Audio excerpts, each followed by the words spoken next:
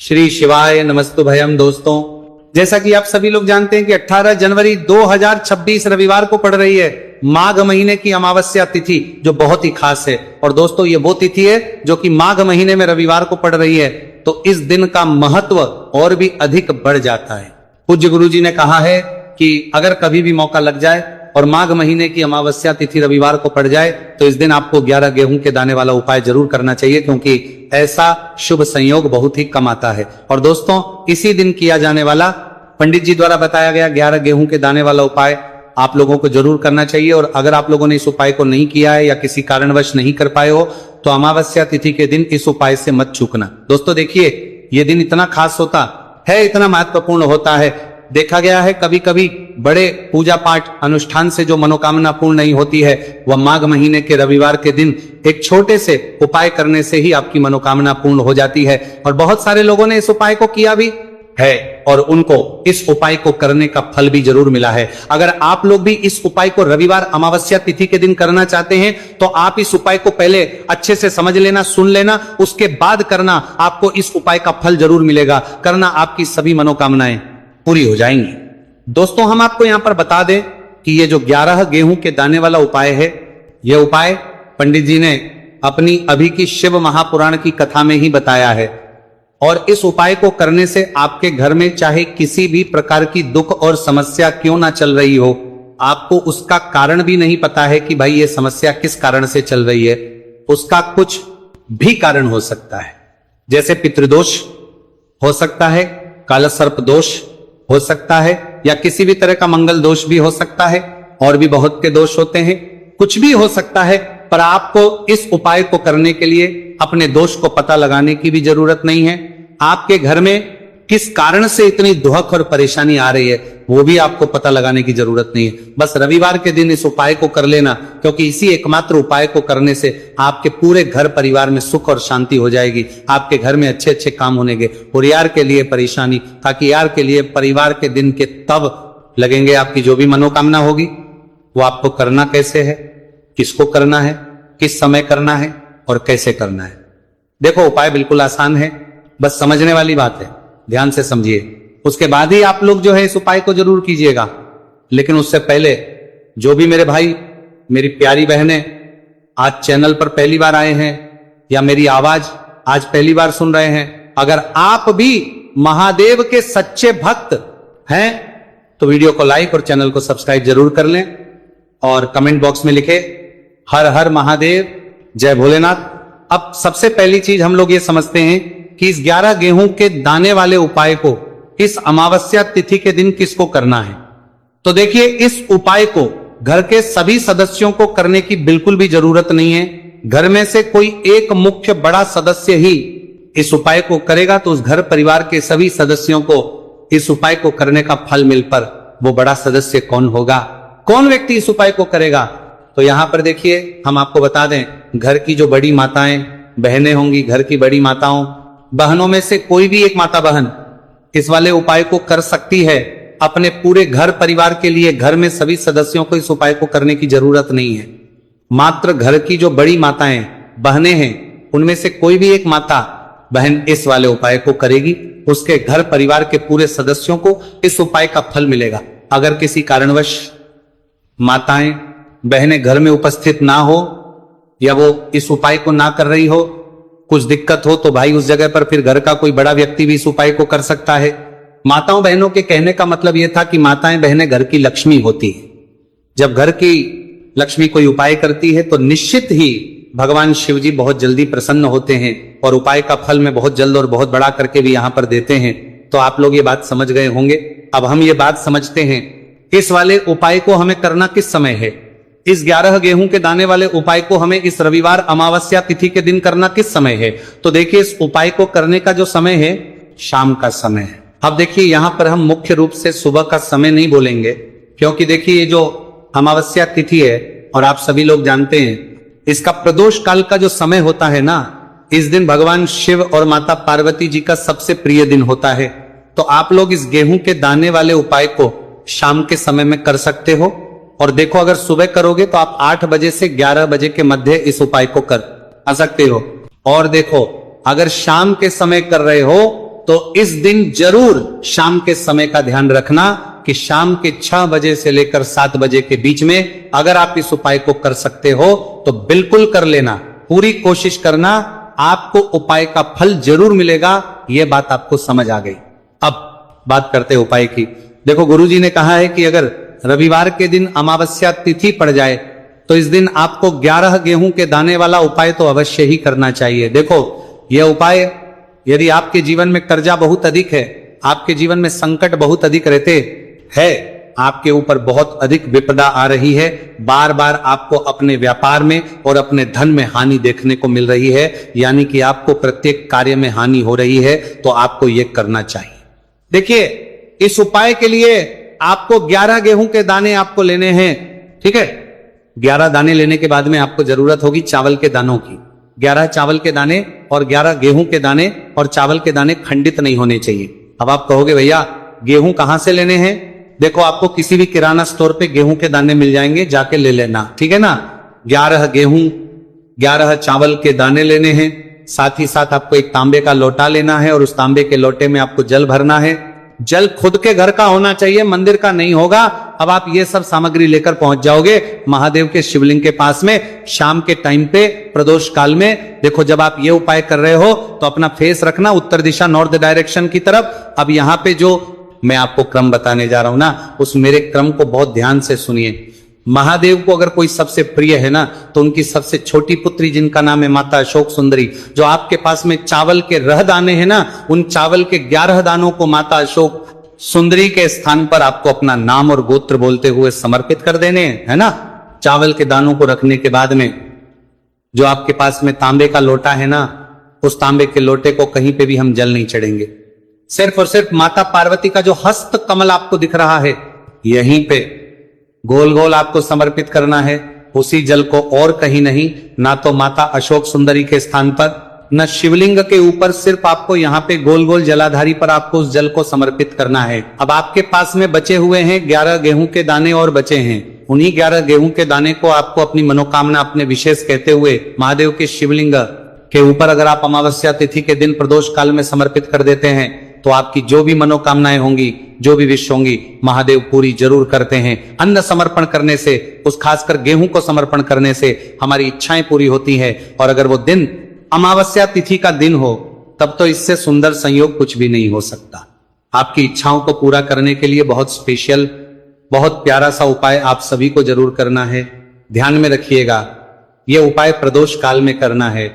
देखो, गुरुजी ने कहा है भगवान शिव के शिवलिंग पर 33 कोटि देवी देवता का वास होता है। अगर हम शिवलिंग के सामने कुछ भी उपाय करते हैं तो हमारे सभी देवी देवता हमसे खुश हो जाते हैं। ये उपाय आपको अवश्य करना है। देखो, सुबह के टाइम नहीं कर सकते, ठीक है। अब बात करते हैं अगले उपाय की। देखिए, अब हम जान लेते हैं गुरुजी द्वारा बताए गए दूसरे उपाय के बारे में। इस उपाय के लिए आपको मात्र 2 लौंग लेनी होगी, यानी कि आपको लौंग का जोड़ा लेना है। 2 फूल वाली आपको लौंग लेनी है। लौंग का जोड़ा से भी खंडित नहीं होना चाहिए, इस बात का ध्यान रखिए। इसी के साथ में आपको लेना होगा लाल चंदन का पाउडर। देखिए, यदि आपके पास लाल चंदन की लकड़ी है तो उसे घिसकर भी आप चंदन के रूप में प्रयोग कर सकते हैं। यदि पाउडर है तो उसका भी आप अपने उपाय के लिए प्रयोग कर सकते हैं। देखिए, चंदन जो है वो तेज का प्रतीक माना गया है और साथ ही साथ जीवन के अंधकार को दूर करने का प्रतीक माना गया है। अब इसी के साथ में मात्र 1 तांबे के पात्र के अंदर शुद्ध जल लेना होगा अपने घर से। अब दोस्तों, ये तीनों सामग्री लेकर के सीधे आपको पहुंच जाना होगा भगवान शिव के मंदिर में। देखिए, इसी के साथ मैं आपको एक गोलबाती का दीपक भी लेना होगा। दीपक आप मिट्टी का भी ले सकते हैं, शुद्ध घाटा मढ़कर उसका भी तैयार कर सकते हैं, और दीपक में आपको शुद्ध घी का प्रयोग करना है। लेकिन जैसे ही आप इन सभी सामग्रियों को में लेकर के पहुंचेंगे मंदिर में, जैसे ही आप चौखट के वहां पर पहुंचेंगे तो मंदिर की चौखट के सीधे तरफ आप जो अपने साथ एक गोलबाती का दीपक लेकर के आए हैं, उसे आपको सबसे पहले तो प्रज्वलित कर देना है। यानी कि जैसे ही आप मंदिर की चौखट के वहां पर प्रवेश करते हैं तो उसके सीधे तरफ आपको ये गोलबाती का दीपक प्रज्वलित कर देना है। अब देखिए, जैसे ही आप ये दीपक प्रज्वलित करेंगे तो आपकी जो भी मनोकामना है उससे आपको बोल देना है। आप इस दीपक को इस प्रकार से करने के बाद इन सभी सामग्रियों को आपको शिवलिंग के पास में लेकर पहुंच जाना है। अब देखिए दोस्तों, आपके पास जो एक तांबे के पात्र के अंदर शुद्ध जल है, उसमें से आपको केवल आधा लोटा जल ही भगवान शिव के शिवलिंग पर अर्पित करना है। आधा लोटा जल आपको उसी पत्र के अंदर बचा लेना है। अब दोस्तों, आपके पास जो 2 लौंग है यानी कि का जोड़ा है, उससे आपको अपना नाम और अपने गोत्र को बोलते हुए आपकी जो भी समस्या चल रही है, आपके जीवन में जो भी परेशानी उत्पन्न हो रही है, उन्हें आपको बोल देना है। और ये जो लौंग का जोड़ा है, इसे आपको भगवान शिव के शिवलिंग पर अर्पित कर देना है। जैसे आप ये 2 लौंग शिवलिंग पर चढ़ाएंगे तो अपना हाथ जो है वहां पर आपको रखना है और महादेव से आपको प्रार्थना करनी है कि मेरे जीवन की ये जो परेशानियां हैं ये सभी दूर हो जाए। यानी कि आपके जीवन में धन की संबंधित परेशानी चल रही है, कर्ज की समस्या चल रही है, बच्चों का पढ़ाई लिखाई में मन नहीं लग पा रहा है, घर के जो आर्थिक संकट है वो सभी दूर हो, व्यापार आपका ढंग से नहीं चल पा रहा है, घर में रोग की स्थिति बनी हुई है, यानी कि जिस भी प्रकार की आपकी समस्याएं हैं उसे आपको महादेव से बोल देना है और महादेव से इन सभी समस्याओं को दूर करने के लिए आपको प्रार्थना कर लेनी है। अब देखिए दोस्तों, आपने जो 2 लौंग शिवलिंग पर समर्पित की थी उसे आपको वहां से उठा लेना है और इन दोनों को आपको शिवलिंग से उठा करके सीधे उससे जल के पात्र के अंदर डाल देना है, यानी कि अपने आधा लोटा जल और बचाया हुआ था उसी के अंदर आपको ये 2 लौंग डाल देनी है और साथ में आप जो लाल चंदन लेकर के आए थे उस लाल चंदन को भी आपको उसी पात्र के अंदर डाल देना है। यानी कि आधा लोटा जल और बचा हुआ है तो उसी आधे लोटे जल के अंदर आपको ये लाल चंदन भी डाल देना है। अब देखिए, इस आधे लोटे जल में है जिसमें अपने 2 लौंग ली है, लाल चंदन डाला है, उसे सीधे लेकर के आपको पहुंचना है बेलपत्र के वृक्ष के। वहां पर देखिए बेलपत्र का वृक्ष यदि आपके घर पर है तो वहां पर आपको आ जाना है। आपके घर के आसपास कहीं भी है तो वहां पर आपको पहुंच जाना है और उसके बाद आपका जो मुख है वह उत्तर दिशा की ओर होना चाहिए और उसके बाद आपको अपना नाम और अपनी गोत्र को बोलना है और पुनः अपने जो भी परेशानियां शिवलिंग के पास में बोली थी उन्हें आप वापस से बेलपत्र के वहां पर भी बोल देनी है। और ये जो आधा लोटा जल और है इससे आपको पूरा बेलपत्र के वृक्ष की जड़ में श्री शिवाय नमस्तु भयम इस मंत्र का जाप करते हुए समर्पित कर देना है। तो बस इतना सा उपाय आपको करना है, जो भी आपकी परेशानी है, समस्या है, उससे महादेव निश्चित ही दूर करेंगे। अब दोस्तों, हम जान लेते हैं तीसरे चमत्कारी और विशेष उपाय के बारे में। देखिए, ये उपाय बहुत ही है क्योंकि इस उपाय से आपके जिम्मे तेज की वृद्धि होगी, यानी कि जीवन से जितना भी अंधकार ही वो सभी दूर करेंगे होगा। तो इस उपाय के लिए आपको मात्र एक गुड़ का टुकड़ा लेना है। गुड़ का टुकड़ा आपके जीवन में तेज की वृद्धि करता है और साथ ही साथ आपके जीवन से जो अंधकार है उसे दूर करता है। इसी के साथ में आपको एक चावल दाना यानी कि अक्षत का दाना लेना है। ये चावल का दाना आपके जीवन में सुख शांति को लेकर के आता है, आपके जीवन में धन की जितनी भी परेशानियां है उन्हें समाप्त करता है। इसी के साथ में आपको मात्र एक हरा मूंग लेना है। हरा मूंग जो है वो बुध ग्रह को प्रसन्न करता है। देखिए, हरे मूंग का उपाय करने से बुध ग्रह मजबूत होता है और बुध ग्रह के मजबूत होने से बुद्ध ज्ञान और विवेक की प्राप्ति होती है। तो ये तीनों ही सामग्री आपको एक एक लेनी है, यानी कि एक गुड़ का, एक चावल का दाना, एक हरा मूंग आपको लेना है। देखिए, हरा मूंग का दाना और का जो दाना है वो आपको साबुत लेना है, खंडित नहीं होना चाहिए। और इसी के साथ में आपको मात्र एक तांबे के पात्र के अंदर अपने घर से शुद्ध जल ले लेना है।